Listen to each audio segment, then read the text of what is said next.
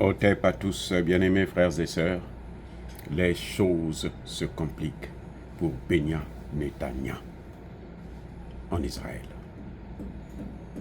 au Liban.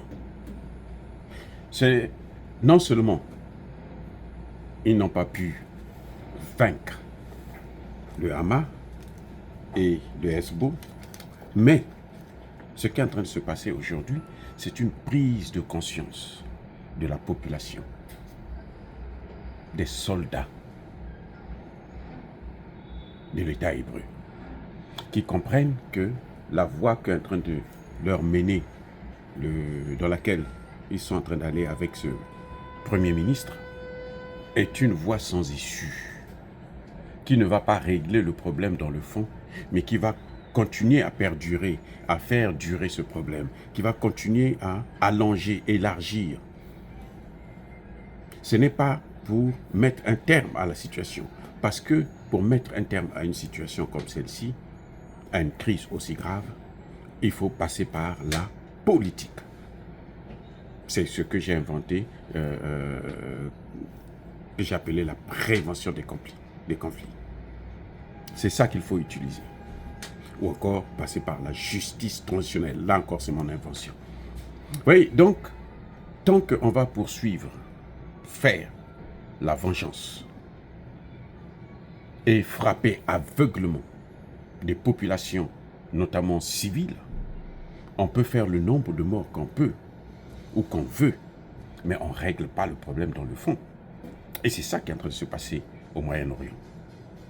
Vous avez vu, tout le monde a déploré l'attaque d'il y a un an, en septembre, je crois, ou octobre 2023, du Hamas en Israël. Tout le monde a condamné cette attaque. Et on s'attendait à une riposte plus intelligible, plus responsable, plus, comment dirais-je, j'allais dire peut-être démocratique, dans le sens où ça se passe par une majorité de la population qui dit, bon, voilà ce que nous voulons. Il y a eu l'attaque, mais il y a aussi un autre élément, c'est qu'il y a eu la prise d'otage. Et beaucoup des membres, des habitants de l'État hébreu avaient souhaité, dès le commencement, qu'il faut tout faire pour négocier. Même s'il faut combattre le Hamas, il faut trouver un moyen pour négocier afin de libérer les otages, nos parents.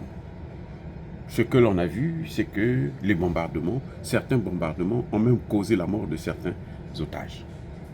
Donc aujourd'hui, maintenant, ce sont les soldats qui prennent leurs responsabilités et disent non, on ne peut pas continuer à se battre comme ça. Parce que je ne pense pas que ce n'est pas la bonne voie que nous sommes en train de suivre. Et ce n'est pas un soldat, ce n'est pas deux soldats, c'est 130 soldats qui ont décidé de déposer les armes, qui désobéissent au Premier ministre Netanyahu. Eh oui, ils désobéissent, ils disent nous on ne continue plus. Qu'est-ce qui se passe alors? Que disent-ils? Pourquoi? Ils disent que la voie là, c'est une voie extrémiste. Ça ne permettra pas de ramener les otages. Ils demandent à ce que le gouvernement de Netanyahu puisse d'abord récupérer tous les otages, signer des accords pour prendre les otages avant de reprendre les armes. Ils n'ont pas demandé un cessez-le-feu, parce qu'ils savent que si on va pour la négociation, la première des choses sera justement l'application d'un cessez-le-feu. Et maintenant, si il n'y a pas le respect de cessez-le-feu, il n'y a pas le respect des engagements, il n'y a pas le respect des accords, à ce moment, on peut maintenant faire la guerre, et nous sommes prêts pour ça. Mais tel que les choses se passent, nous ne sommes pas d'accord. Les gars disent que cette guerre n'est pas une guerre existentielle, c'est une guerre de vengeance. Qu'est-ce qu'une guerre existentielle? C'est-à-dire que si on ne fait pas cette guerre, Israël va disparaître. Là, c'est existentiel. Comme la Russie qui dit, si l'OTAN vient jusqu'en Ukraine, déposer des armes nucléaires, déposer des bases militaires, pour nous, nous sommes menacés, nous sommes en danger, c'est existentiel. Et donc, nous devrons réagir et ils ont réagi en intervenant en Ukraine. C'est comme les États-Unis l'ont fait dans les années 60, en 1962, notamment avec ce que vous avez entendu parler, qu'on appelle la baie des cochons, où l'ex-URSS avait déposé des missiles à Cuba.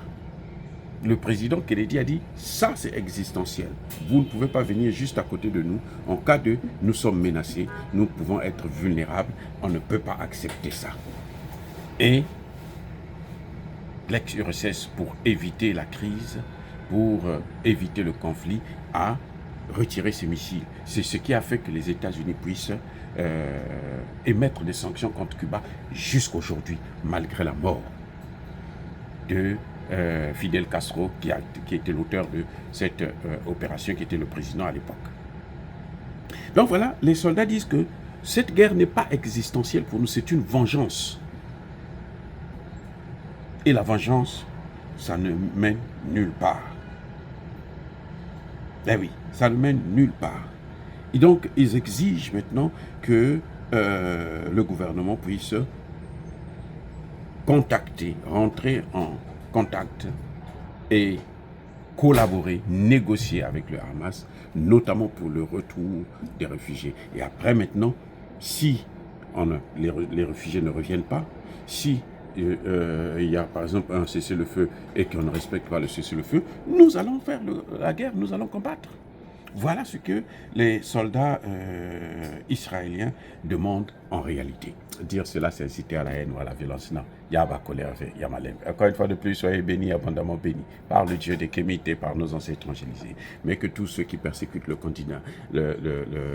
continent africain, tous ceux qui le pillent et le déstabilisent, qu'ils soient noirs, blancs, chinois, arabes, juifs, indiens ou qui qu'ils soient punis, maudits, foudroyés, neutralisés, écrasés, effacés par le Dieu des Kémites et par nos ancêtres évangélisés.